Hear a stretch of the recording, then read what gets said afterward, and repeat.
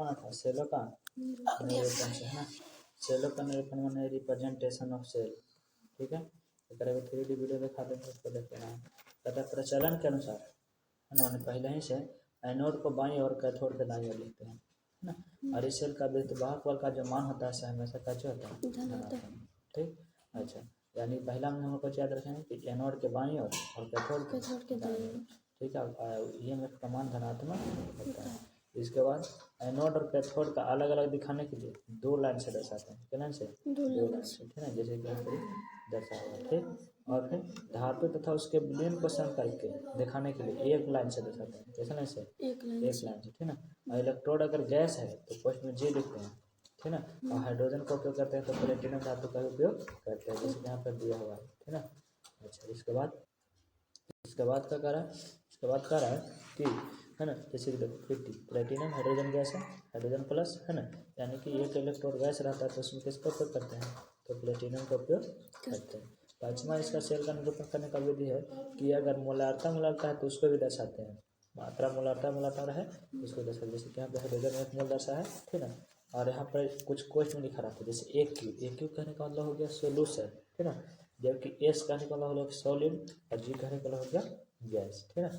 अच्छा, तो यहाँ पर लिखेंगे कैसे कि सेल निरूपण में सेल अभिक्रिया कैसे लिखेंगे। सेल निरूपण तो दर्शा देंगे और अभिक्रिया कैसे लिखेंगे, तो जैसे कि पता है सेल के बाईं ओर एनोड लिखते हैं, दाईं ओर कैथोड। एनोड पर ऑक्सीकरण होता है और कैथोड पर अपकरण। इसके दोनों अलग अलग क्रिया में कुछ होता है, अर्ध सेल अभिक्रिया होता है, जैसे हम अर्ध सेल भी करते हैं। दोनों अर्ध सेल को जोड़ देते हैं तो पूर्ण सेल अभिक्रिया हो जाता है। जैसे कि उदाहरण देखा जाए है ना, तो यहाँ पर उदाहरण दिया हुआ है। ठीक है ना, देखो एनोड पर, किस पर? एनोड पर क्या हो रहा है कि जेडन का है ना इलेक्ट्रॉन त्याग हो रहा है, क्या कुछ हो रहा है? ऑक्सीकरण हो रहा है। और हाइड्रोजन के साथ इलेक्ट्रॉन का ग्रहण हो रहा है, यानी क्या हो रहा है? अपकरण।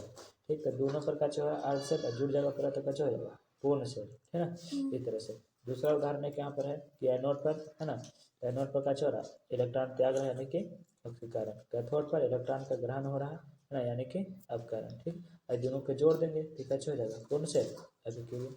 ठीक है ना, इस तरह से क्या होता है? तो बैटरी का निर्माण होता है, सेल का निर्माण होता है। तो अभी हम लोग जाने कि सेल या बैटरी। ठीक है ना, हालांकि दोनों के अलग अलग प्रोसेस। सेल छोटा सा चीज होता है, बैटरी को उसको जब मिला देते हैं तब बनता है। साधारणतः जो बैटरी होता है इस प्रकार से एक वाला भाग धन एक वाला है, इस तरह कुछ नहीं रहता है। ठीक है, यह पट्टी से उठा हुआ भाग रहता है। तो इसको हम कैसे बनता है उसके बारे में जानेंगे। तो बैटरी क्या है?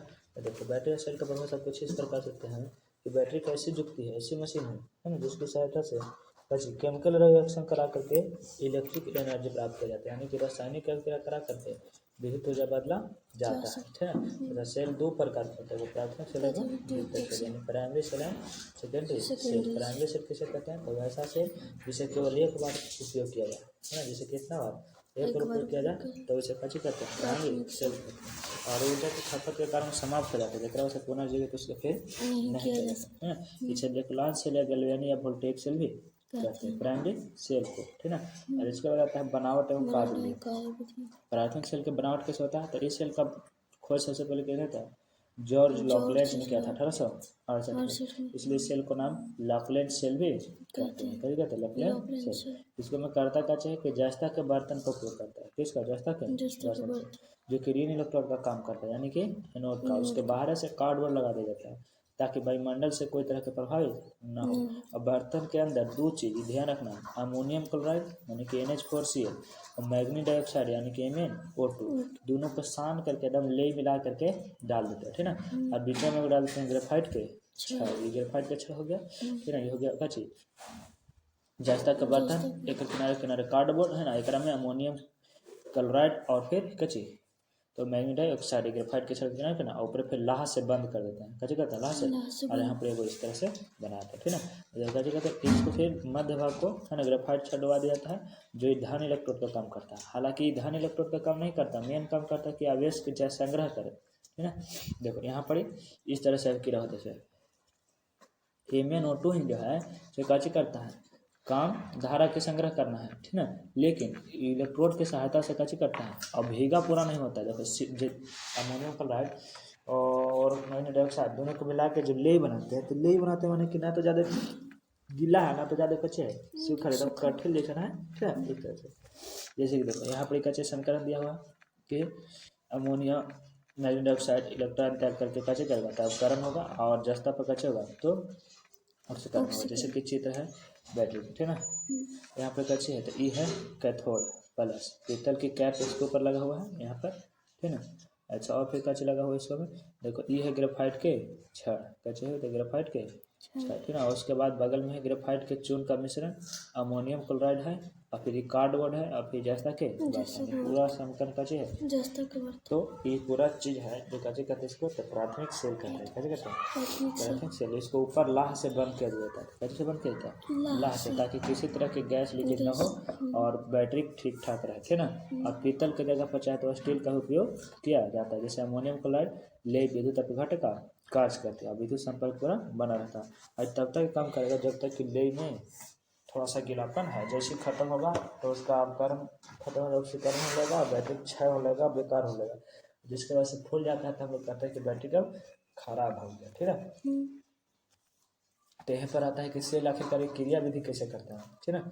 तो हम लिखेंगे कि सेल के बर्तन में विद्यमान जस्ते परमाणु ऑक्सीकृत होकर इलेक्ट्रॉन प्रदान करते हैं। जस्ता कैसे प्रदान करता है इलेक्ट्रॉन, और इलेक्ट्रॉन बाह्य परिपथ से होते हुए कहाँ जाता है कैथोड पर पहुंचता है, जिसकी वजह से परिपथ पूरा होता है और हमको धन आवेश और ऋण आवेश दोनों मिलता है, ठीक है। और इसका जो है बैटरी, इस बैटरी का जो है कितना विद्युत बल होता है तो 1.5 वोल्ट, और इसे एक बार उपयोग कर लेने के बाद फिर पुनः चार्ज किया नहीं जा सकता, ठीक है ना। अच्छा तो इसके कुछ लाभ भी है, शुष्क सेल का लाभ है पहला कि ये हल्का होता है, कैसा होता है हल्का।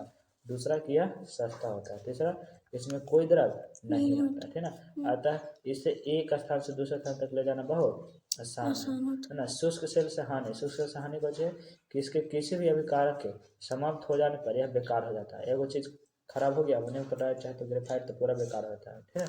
दूसरा कि कुछ दिन रहे के कारण नहीं यूज करो तो ये बर्तन में जंग लग जाता है, जिसकी वजह से पूरा कच्चा होता है तो बैटरी खराब हो जाता है ना। तो ये सब कुछ है हानि है। ये था प्राथमिक सेल में। अब आता है कौन से द्वितीयक सेल, यानी कि सेकेंडरी सेल। तो द्वितीयक सेल किसे कहते हैं, तो प्राथमिक सेल से थोड़ा सा इसका अलग परिभाषा होगा।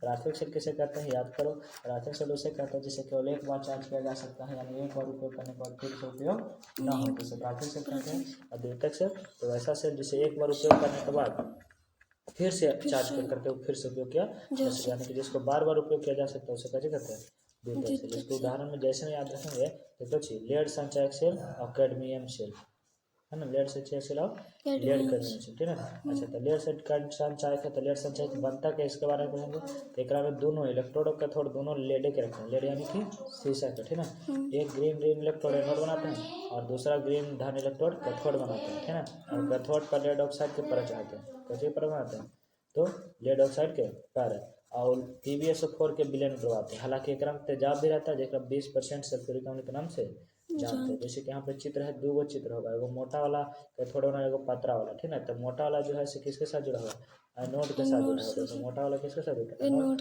और पतला चित्र जो दशा से कैथोड, दोनों शीशा के ही बने हैं, ठीक है ना। इस प्लेटवा जैसे कोची के PbO2 के और एगो है प्लेटवा खाली Pb के, और अंतर में कोची है तो PbSO4 है और फिर H2SO4 है। और इसको कैसे करते हैं तो बैटरी चार्ज होता है तो आवेश इस कैथोड पर आता है, और बैटरी डिस्चार्ज होता है तो सब घुल घल के पानी में आ जाता है, ठीक है।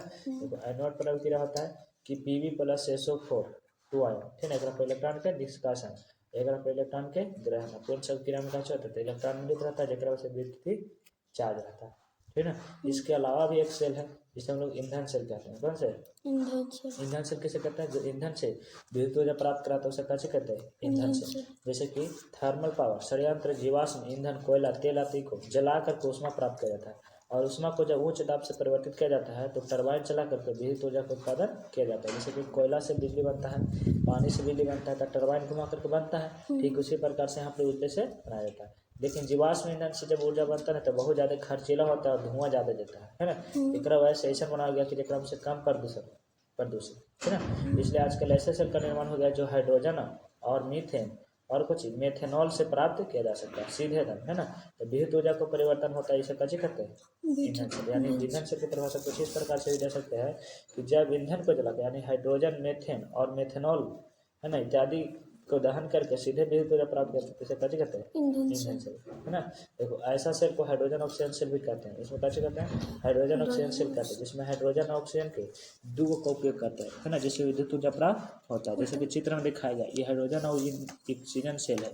दो ग्रेफाइट के छोटे छोटे छिद्र वाला, यानी सच्छिद्र एनोड कैथोड बना देता है, जिसमें में एक तरह से हाइड्रोजन गैस, एक तरह से ऑक्सीजन, दोनों का क्रिया कर करके ऊष्मा प्रदान करता है और फिर जल बनाता है, ठीक ना। जेकरा से कच्चे बैटरी की करंट भी मिलता है और साथ साथ पानी भी मिलता है, ठीक ना। देखो जैसे कि यहाँ पे एनोड पर हाइड्रोजन गैस क्रिया करता है, जिसकी वजह से इलेक्ट्रॉन मिलता है, और कैथोड पर ऑक्सीजन गैस मिलता है, जिससे प्रोटॉन मिलता है। दोनों को मिल करके धनायन और ऋणायन खराब करते हैं। इसका फायदा भी और नुकसान भी। फायदा ये है कि इसकी कार्य क्षमता बहुत ज़्यादा अच्छा होता है, 80% तक काम करता है, पानी भी बनाता है, बहुत हल्का होने के कारण इसका उपयोग कैसे लेते हैं? हवाई जहाज में उपयोग करते हैं, ठीक ना। और इसके में सभी रासायनिक अभिक्रिया प्रतिफल के रूप में केवल कच्चे बनाता है, जल, कोई बेकार का चीज नहीं बनाता, ठीक ना। जेकरा वैसे कच्चे होता है तो ये सबसे ज़्यादा अच्छा रहता है, ठीक ना। एक बाद आता है वाउ था मरकरी सेल। कौन से? मरकरी सेल, यानी कि देखो बेटाम सेल भी इसको कहते हैं। छोटा छोटा घड़ी में, ब्लूटूथ में, ईयरफोन में, इस समय छोटा छोटा माइक में इसमें उपयोग होता है। तो कौन होता है? मरकरी सेल होता है। इसको मरकरी के कैडमियम और जस्ता के मिला करके परत बनाते हैं, उसमें एक ही बार उपयोग किया जा सकता है। वही प्राइमरी सेल के ही उदाहरण है। संक्षारण माने कोरिजन, आगे कुछ है संक्षारण ना। पहले जान संक्षारण क्या है? तो जब धातु को खुला हवा में छोड़ देते हैं तो उसको सतह पर छोटे छोटे बूंदे जम जाते हैं, जिसे कैसे कहते हैं हम लोग कि संक्षारण कहते हैं। इसे कैसे कहते हैं? संक्षारण, या तो दूसरे शब्द से जंग कहते हैं। क्या कहते हैं? जंग। वायु ऑक्सीजन से क्रिया करके कार्बन डाइऑक्साइड बनाता है, जलवाष्प बनाता है, सल्फर डाइऑक्साइड, हाइड्रोजन सल्फाइड, इस के साथ क्रिया करके ऊपर छोटे छोटे बूंदे जैसे बनाते हैं, जिससे उसको छत के कच्चा होता है, कमजोर है। यही प्रक्रिया काची कहलाता है? धातु का संक्षारण। जैसे कि लोहा में जंग लगना, चांदी के मलिन होना, तांबे के सतह पर हल्का रंग के जंग लगना, ऐसा कुछ है जंग। सोना में जंग नहीं लगता, क्या कि मुक्त अवस्था पाया जाता है, ठीक ना। इसके बाद कहते हैं कि लोहा में जंग लगना क्या है, ठीक ना। तो लोहे का संक्षारण ही लोहे का जंग लगना कहलाता है। तो लोहे के जंग, तो जंग के सूत्र का होता है? जंग का सूत्र होता है कि Fe2O3.X H2, है ना। XH2 माने कि पानी के बूंद है। यहाँ पे जलवाष्प में वायु ही रहता है ना, शुष्क वायु में नहीं। लोहे के जंग लगने से बचाना, पहले कहे लोहे को जंग लगने से बचाना। तो कैसे बचाएंगे? तो सबसे पहले कि सतह पर पेंट करके, अगर सतह पर पेंट कर देंगे, है ना, तो हवा से संपर्क नहीं पड़ेगा। पेंट से चाहे पीच से, चाहे कतरा से, चाहे एल्युमिनियम के पेंट लगा करके, जिससे कच्चे रहेगा, ये सुरक्षित रहेगा। दूसरा कि कभी कभी स्वयं रक्षण कर लेता है, जैसे कि एल्युमिनियम ना, एल्युमिनियम हवा से क्रिया करके एल्युमिनियम ऑक्साइड के परत बना लेता है, जकरा वैसे हवा का कोई प्रभाव नहीं पड़ता और इसमें जंग नहीं लगता है। इसके बाद लोहा का जस्तीकरण करके, अगर लोहा के ऊपर पतली परत जस्ता के चाहते हैं, जैसे लोहा का जंग नहीं लगता, इसे लोहा का जस्तीकरण करते हैं, इसे उछा सकते हैं। और एक विधि कैथोडीय विधि, है ना। लोहा के कैथोड बना करके और दूसरे धातु के क्रियाशील ओकरा से ज्यादा रहे, ऊपर पतली परत चढ़ाते हैं, तो इसे कैसे कहते हैं? कैथोडीय। अच्छा, और यह पर पाठ का जो होता है खत्म होता है, ठीक ना। यहाँ से क्वेश्चन आंसर बनाना है, फिर अगला बार अगले लेक्चर में।